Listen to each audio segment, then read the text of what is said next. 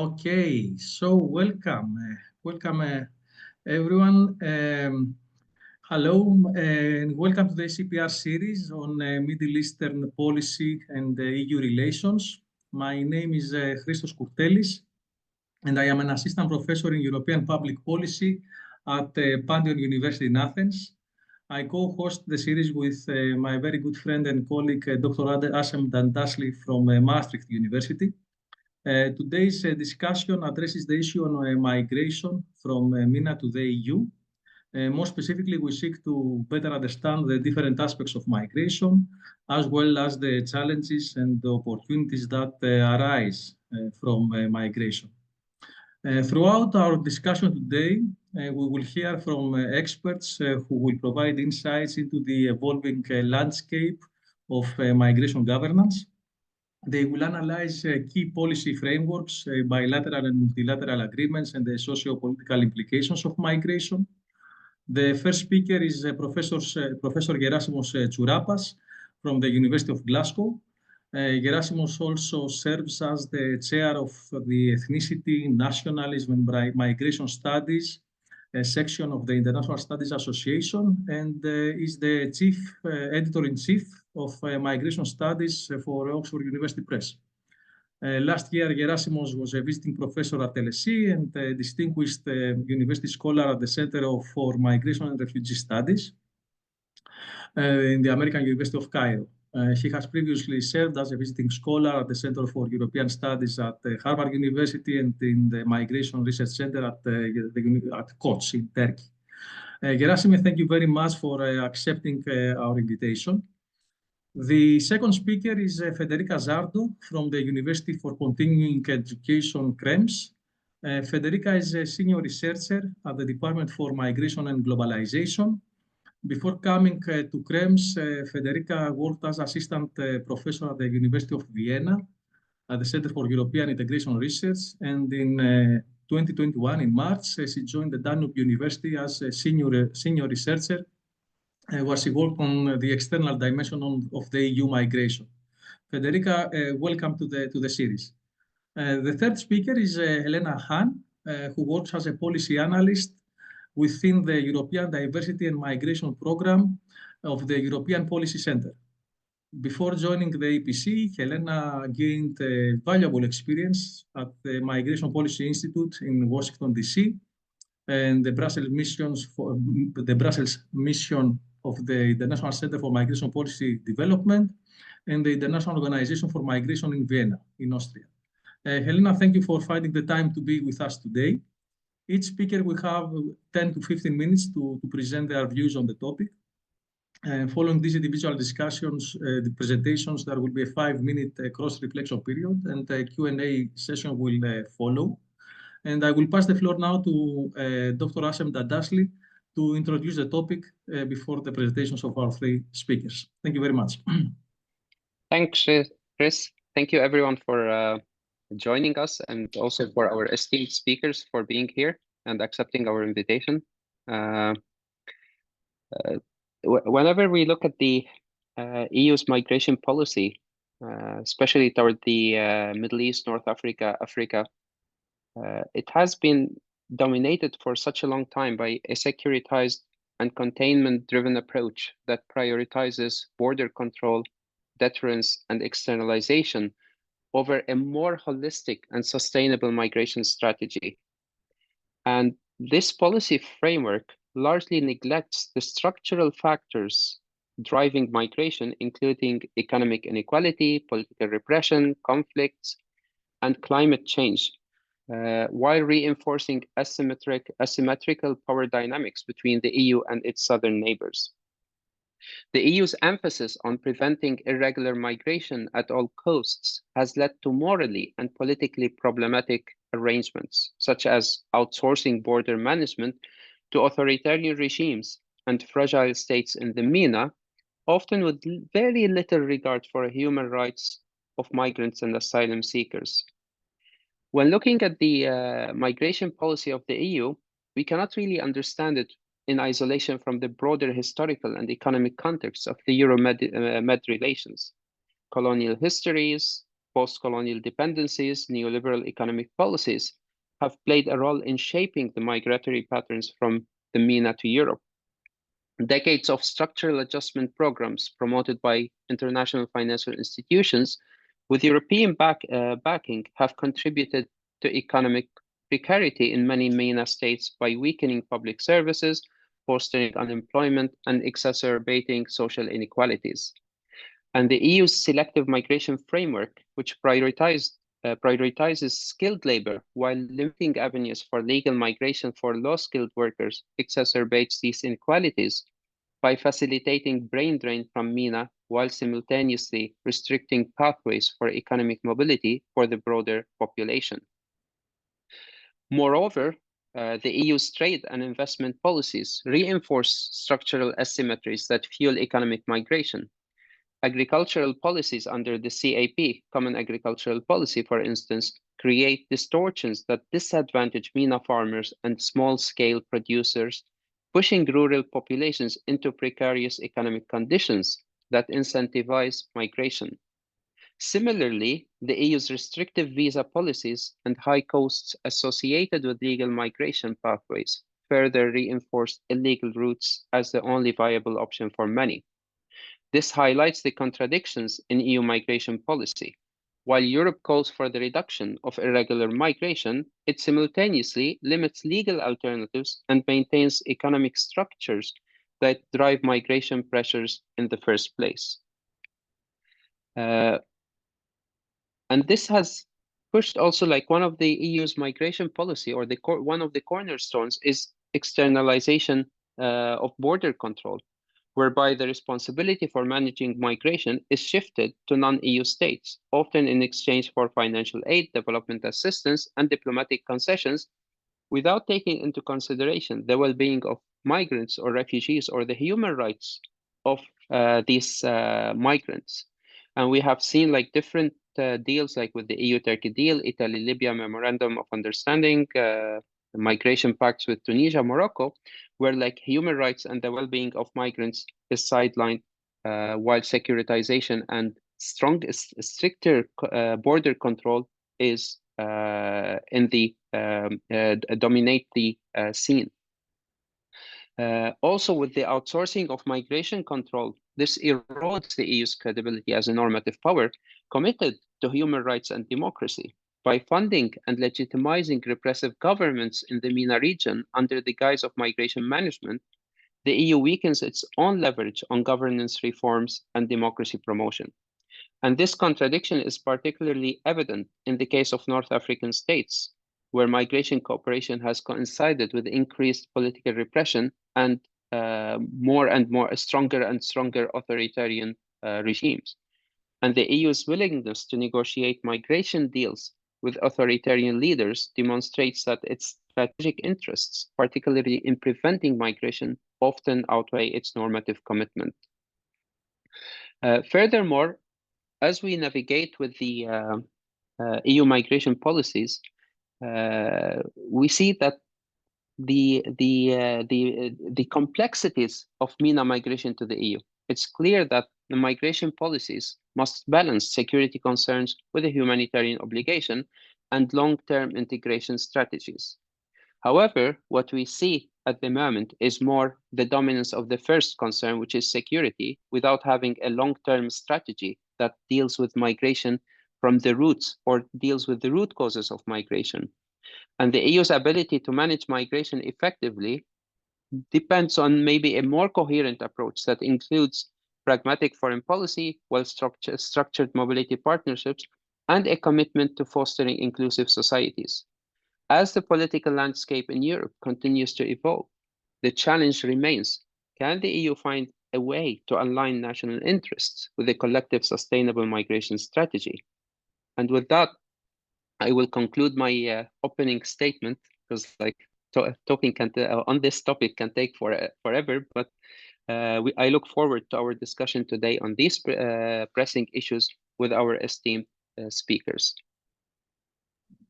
I think Gerasimos, you have the floor. Yeah, Gerasimos, you have the floor. You can share your presentation, and you can start by explaining the migration as a foreign policy tool, and this aspect of migration diplomacy.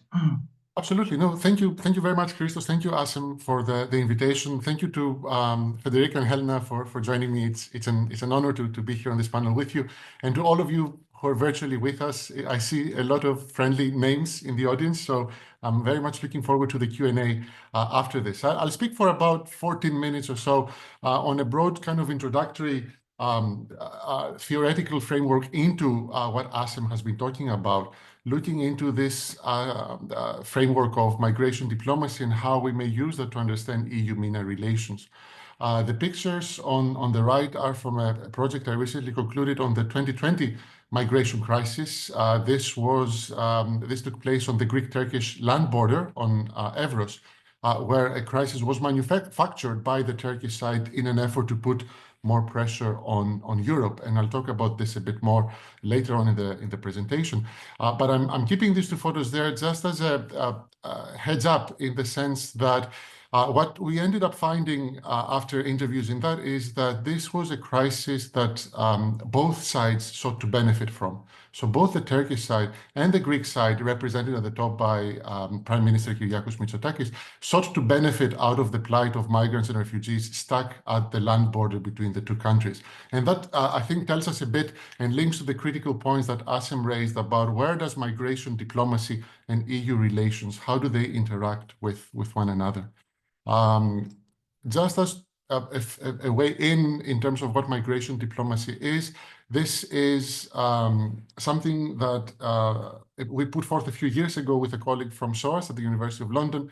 And what we were hoping to do is to translate into scholarly debates what we saw as happening very evidently across the policy world. So this is after the EU-Turkey deal. This is 2018, 2019. This is still states trying to deal with the Syrian refugee crisis or the European refugee crisis. And we aimed to make a point about how we could link foreign policy and migration together, and through this concept of migration diplomacy. This is not to say that this has been the first time somebody has tried to link these two together. Going back decades or even centuries, states have always tried to manage their own populations or foreign populations in a number of ways, be it domestic politics, be it foreign policy instruments and the like. But with Fiona, we argued that there is something quite different to what has been happening in the last 15 years, primarily in the sense of European and other Western states putting migration management, migration governance, externalization, whatever you want to call this, at the forefront of their diplomatic agendas. And this, scholarly-wise, was something new because for a number of reasons throughout the 20th century, migrants, refugees, diasporas were not really part of the international relations discourse. Top scholars in the field didn't really care too much about this phenomenon. Even today, if you pick up a foreign policy analysis textbook or an intro to IR textbook, you might not find anything that has to do with migration in it. And we found that a bit peculiar. And our effort with that piece was to try to engage this debate in a broader sense with a number of disciplines. And the fact that we're here perhaps talking about this means that we succeeded a bit. So the definition is on the left, the migration diplomacy as the use of diplomatic methods to achieve goals related to migration, and also the strategic use of migration flows as a means to obtain other aims. And what this definition means is that there's two sides to this migration diplomacy coin, on which migration might affect politics, but also be affected by politics. If you subscribe to a more positivist approach, migration can serve both as the dependent and the independent variable in terms of diplomatic processes and diplomatic outcomes.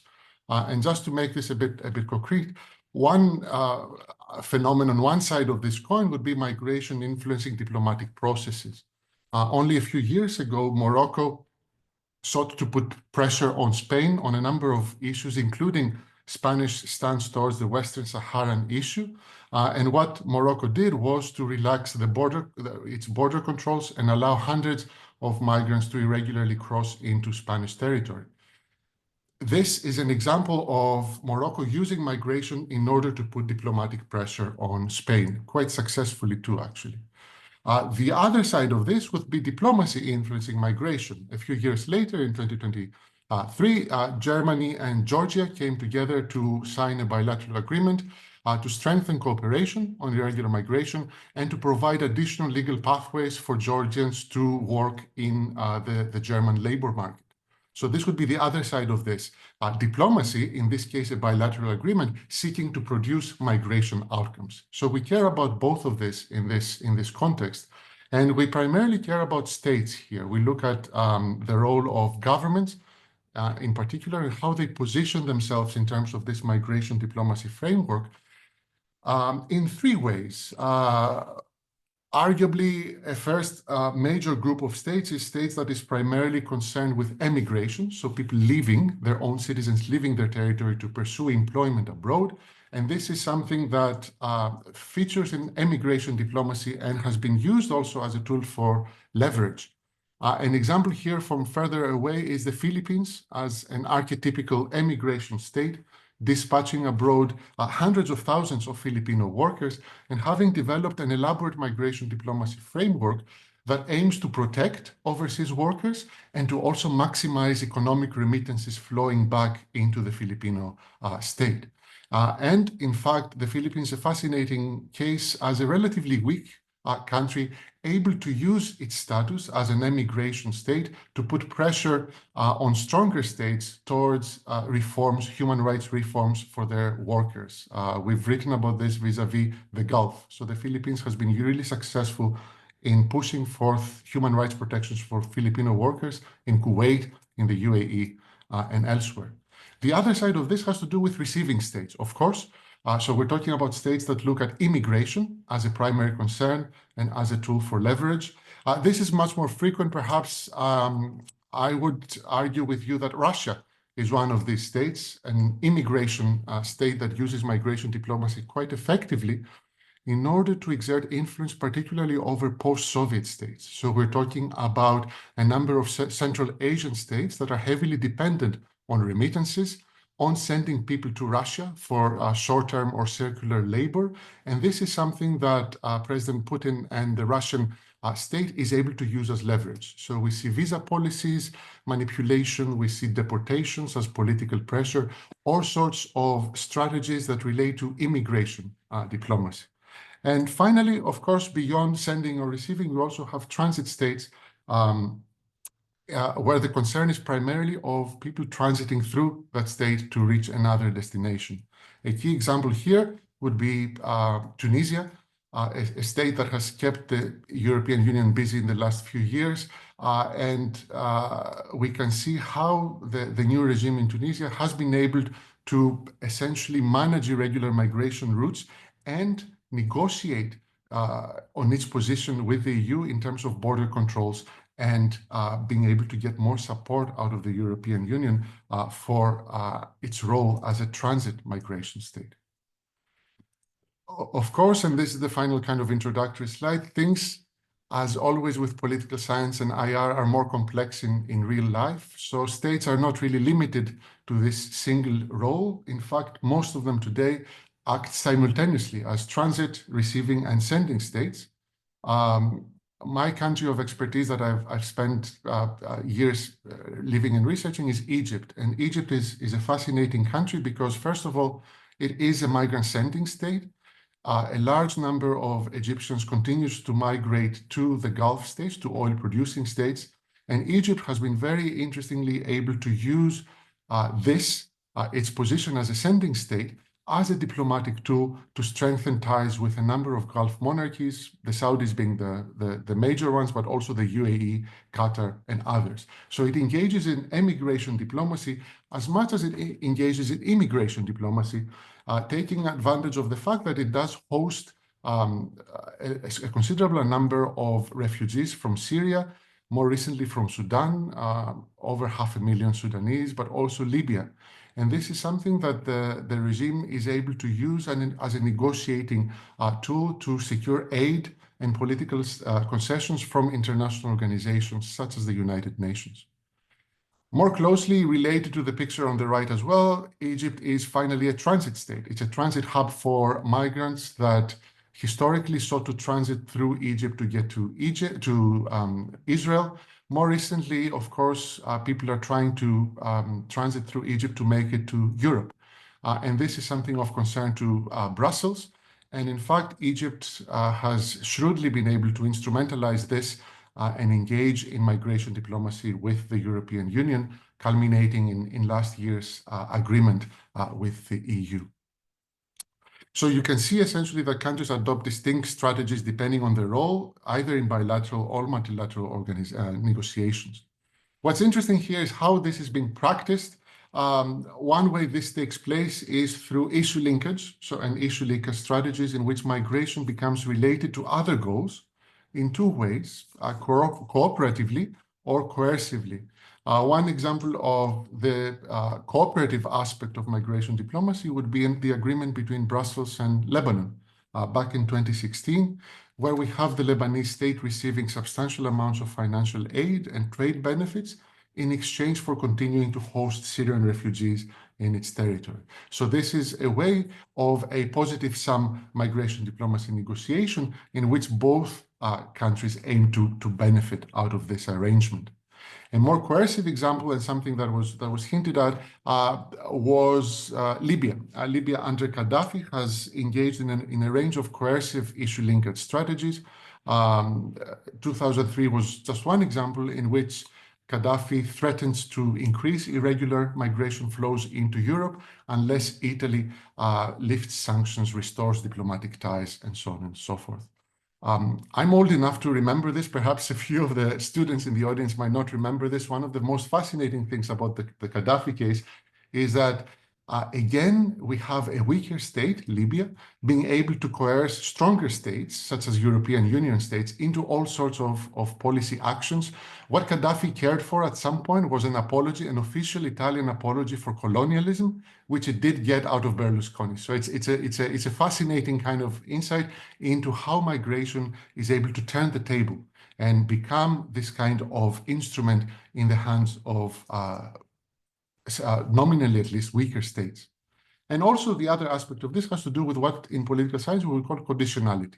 Agreements that are made conditional to the other partner fulfilling their end of the deal. This is something that is most often related perhaps to the 2016 EU-Turkey statement or the EU-Turkey deal, in which we have Turkey preventing irregular migration into Europe in exchange for 6 billion euros in aid, this massive amount of money, and a promise to accelerate visa liberalization for Turkish citizens. This never materialized, of course, and not all of this amount of money was transferred to Turkey, and of course, visa liberalization never happened. So Turkey was able to draw on this to create the refugee crisis I showed at the very beginning 4 years later. So one of the arguments that Erdogan makes in 2020 is that the promises that were made to the Turkish state were not actually kept, and that provided the impetus for creating another refugee crisis at the border. And this is perhaps something to think about in terms of how successful or sustainable such agreements are in the long run, but that's for us to think about. I have a book out on all of this. I'm speeding through this because I only have so many minutes. I'm happy to talk about any of these cases and discuss broader normative implications. What I wanted to perhaps end with was how does all this reflect back on the European Union as a bit of food for thought that we can perhaps pick up in the discussion. It does provide, I would think, a number of challenges for the European Union in terms of its migration governance. We have established that a lot of these migration diplomacy deals suffer from a lack of transparency and accountability. These agreements are negotiated behind closed doors and they limit public scrutiny. There is weak oversight in a range of these activities. Few mechanisms to monitor implementation of the agreements, reducing effectiveness. More broadly, tied to what Assem was talking about at the very beginning, we could convincingly, I think, argue that they undermine the normative aims and goals of the European Union, given that Brussels is quite keen to engage with states that do not fear weaponizing migration flows. And these states not only face minimal consequences, but appear to be rewarded monetarily or financially. And of course, what we see is also the encouragement or the diffusion of such practices of what I would call refugee rent-seeking. So behavior by autocratic states in particular, aiming to benefit out of European hesitation to accept more asylum seekers. So the example with Turkey in 2020 is one extreme. The other extreme would be Belarus, for instance, and President Lukashenko also creating out of thin air a refugee crisis at the border with Poland and Latvia, as a way to essentially create an issue with the European Union and to profit out of this on a number of ways. So we can say that this challenges the effectiveness and the normative value of migration diplomacy for Europe. To give you the other side of this, it has been argued that there is potential for opportunities.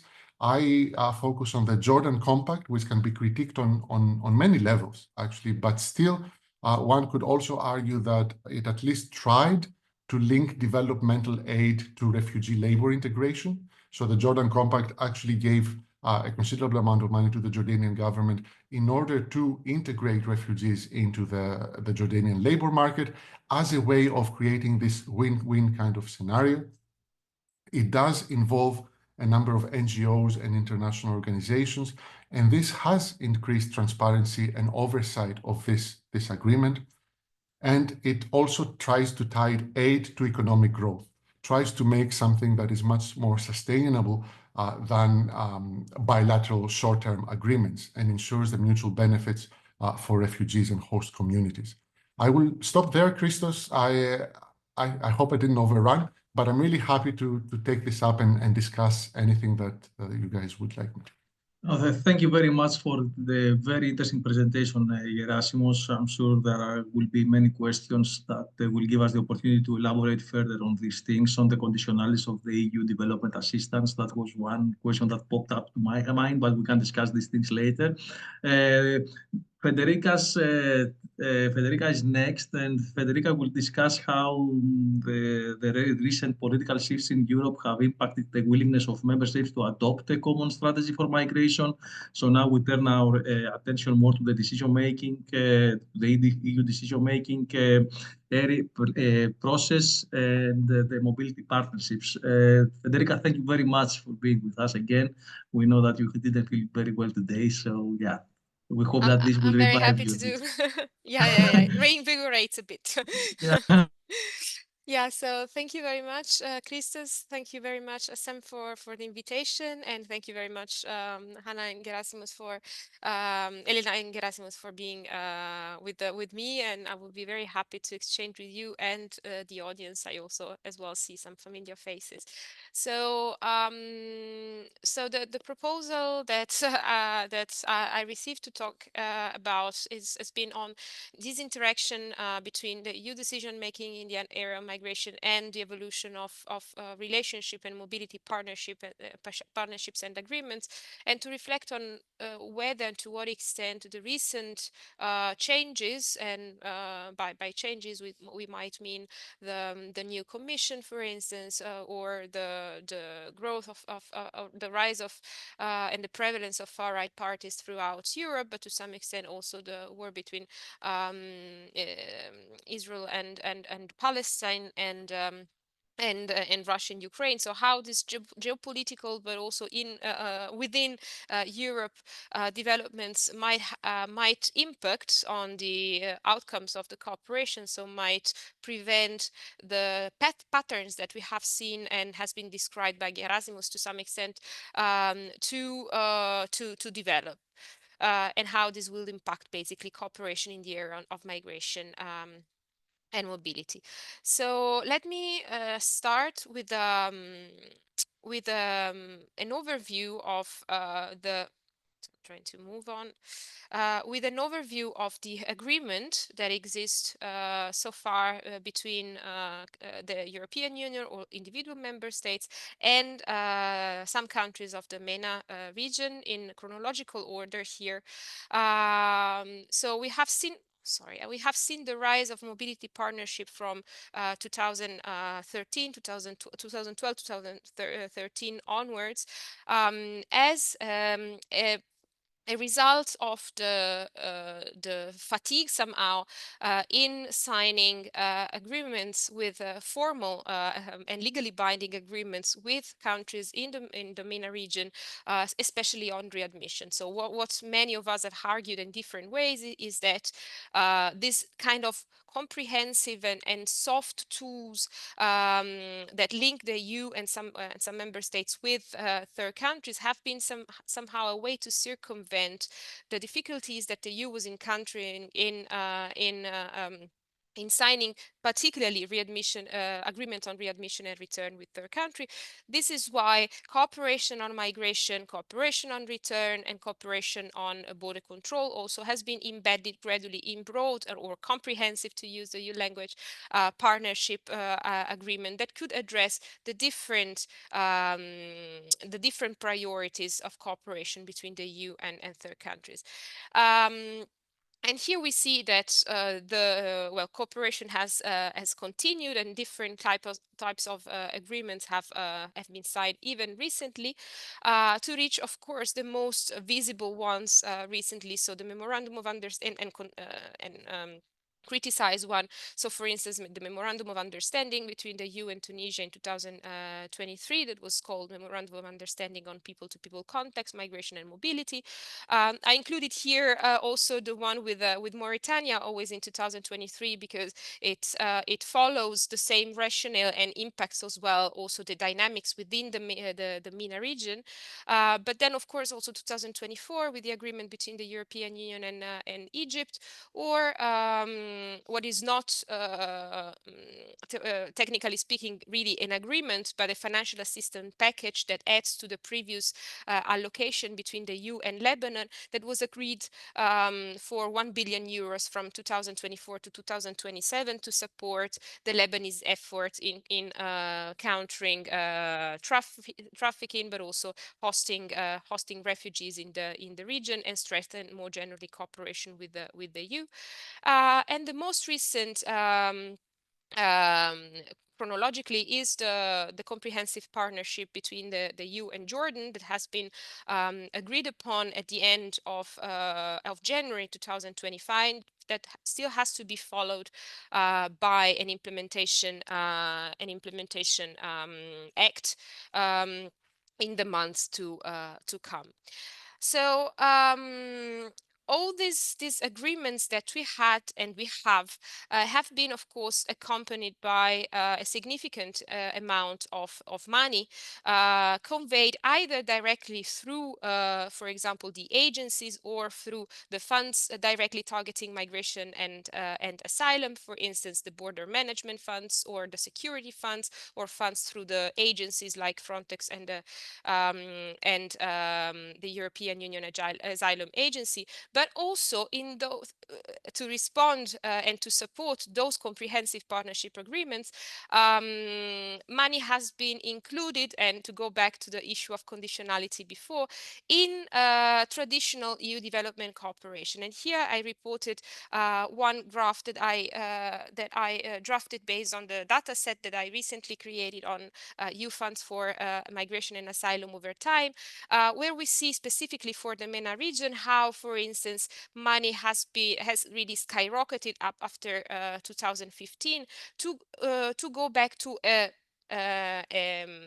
normal but still higher than in the past allocation for migration management aid measures for the MENA region. So we see that in terms of, and we will go back to that maybe later on, in terms of expectation, there is still a lot of there will be a lot of attention in trying to cooperate with countries in the MENA region through development cooperation programs. And here I'm only talking about EU development cooperation, not development cooperation through the European Development Funds, at least until the current financial framework, where the European Development Fund has been included in the EU budget. But for the past, this did not even include the amount of money the member states individually put through their development cooperation policies towards third countries. And one questions that I asked myself over time and analyzed through the project I'm currently working on EU funds is whether and to what extent do those migration management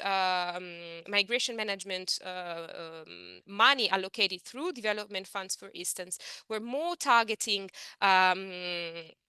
mobility and protection of migrants on the route, or whether they were more targeting control and border management. And the interesting thing that we see here is that in terms of evolution across time, you really see that in the past, the measures that were targeting migration within development cooperation programs were more targeting legal or mostly targeting legal mobility. This does not mean that there were no measures and projects and programs that were targeting border control and security, but that those programs and projects were allocated relatively limited funds compared to the other measures that were more targeting circular migration, for instance. And over time, we really see how, on the other hand, although there are still a lot of programs and projects that are in principle planned by the European Union to target all the areas of migration, those that definitely received more attention and more money in absolute amounts are those that are more targeting border control, security, and the prevention paradigm that we have discussed many times among us scholars. So this, what I call the restrictiveness of the EU funds that I'm describing here, so the values below zero show that there is more a control oriented understanding and description of the objectives and that the projects and programs might have, while when it's above zero, this means that the focus is more either on protection or on circular migration and legal mobility towards the European Union. As I said before, this does not mean that protection doesn't exist. On the other hand, there are many programs and allocations for protection measures, for the development cooperation, the development migration nexus, not aiming at controlling and blocking migration, but these receive relatively less money compared to those that are rather targeting border control. And this, even though in principle those programs and projects that are targeting border control are less costly because they many times have to do with the training rather than infrastructures. So this is to draw a picture of what was going on until now. And for the financial framework, of course, 2021-2027, I have to say that my data set stops at the beginning of 2024. So the picture is not complete. At some point, I had to stop. So will the changes affect the direction and the nature of cooperation between the EU and the MENA region? So in the new commission, we have for the first time a Directorate General for the Middle East, North Africa, and the Gulf that has been created, and a new commissioner, Dubravka Šuica, that will take the role of commissioner for the Mediterranean. And the main goal that has been described since the very beginning in the mandate letter and in the description of the Directorate General is a new start through the adoption of the new Pact for the Mediterranean, which will build, I quote, on the comprehensive partnership focused on investment, economic stability, energy, transports, migration, and other areas. But of course, there is in the mandate letter that von der Leyen conveyed to the new commissioner, a strong focus is on ensuring that this comprehensive partnership operationalize the external aspects of our migration policy, notably covering border control, the fight against smugglers, the respect of human rights, to encourage closer and deeper cooperation on security, crime, terrorism, and critical infrastructure protection.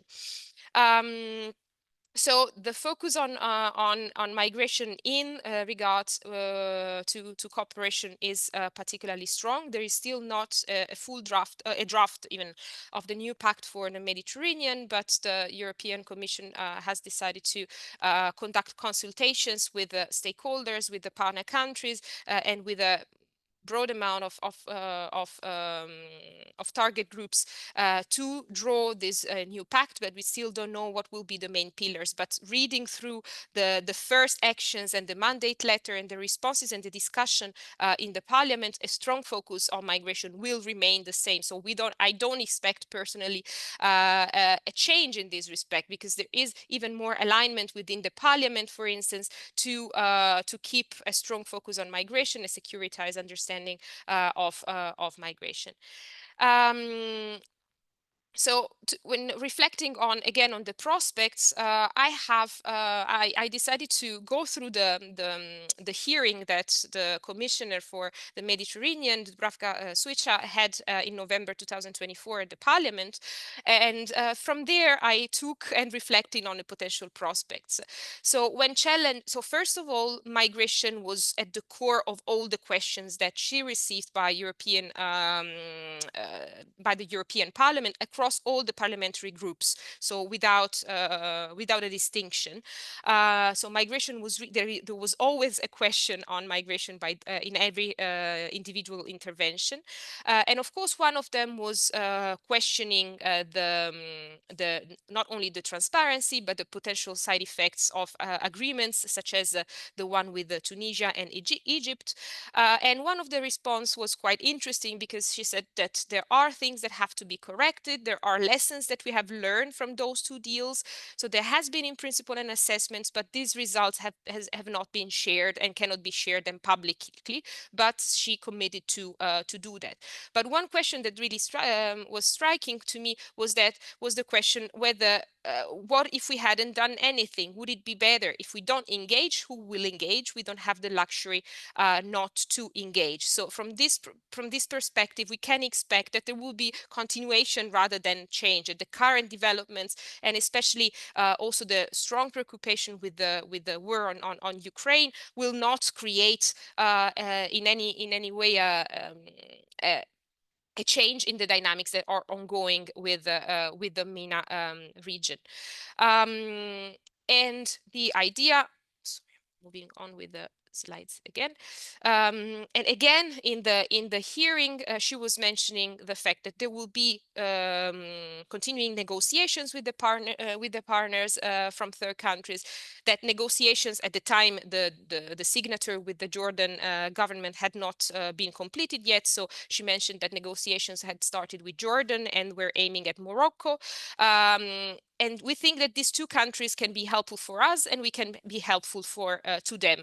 And here we can really understand the transactional nature that will continue in this respect. So those countries will need us, but we need them to control migration and block border crossing or land crossings of irregular migrants. And linking a bit to what Gerasimos said before, I don't think that this will really change the dynamics and the potential